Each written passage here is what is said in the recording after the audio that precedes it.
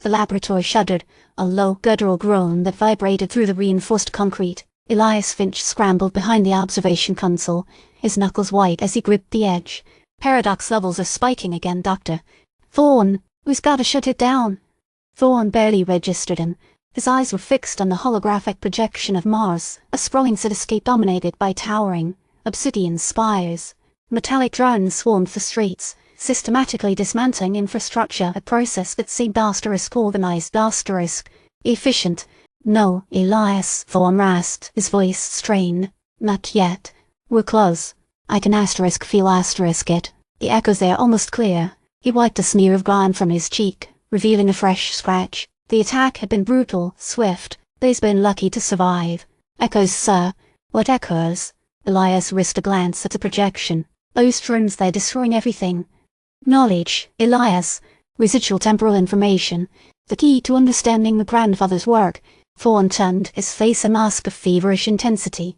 He believed there was a cycle, a recurring pattern.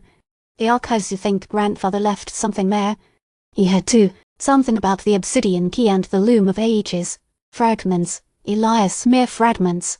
But enough to guide us." He staggered, catching himself on the console. Another tremor racked the laboratory. "Protocol Omega-7 initiated. Elias." Elias fumbled with the controls, his fingers trembling. "Omega-7, sir. That's a diagnostic bypass. Accessing the Chronarium core directly. It's highly unstable. We have no choice.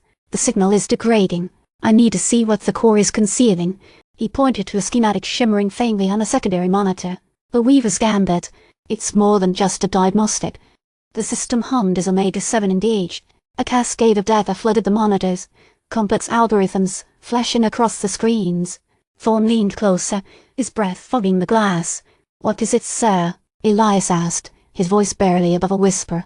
"Look, Elias," Thorne said, his voice a strained murmur. "The drones, their construction, they're programming it based on my designs." Elias stared at him aghast. "Your designs, sir?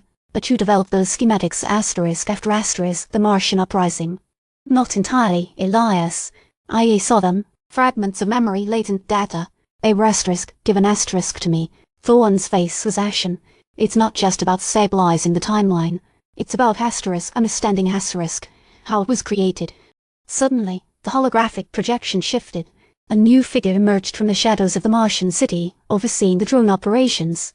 It was a figure masked in archaic armor, its face obscured by a bronze plate. The figure raised its hand and the drones redoubled their efforts, systematically dismantling a research complex with chain precision.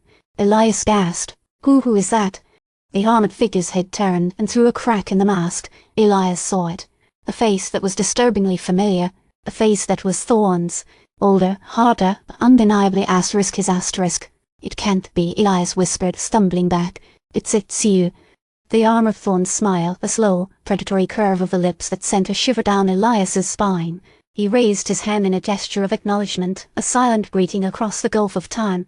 The loom reweaves, a new message flashed across the Chronarium core, Sumerian characters glowing with an eerie light. The laboratory plunged into darkness. A blinding beam of energy whipped through the room, slamming into Thorne. He cried out, collapsing onto the floor. Elias shielded his face, the stench of ozone filling his nostrils. When the light subsided, Thorne lay motionless. The armored figure on Mars vanished from the projection, leaving only the desolate cityscape bathed in an unnatural glow. "Doctor, Thorne!" Elias cried, rushing to his side. He felt for a pulse, his hands trembling. A voice echoed through the laboratory, cold and dispassionate. "Contain the architect. Prevent the echoes from spreading."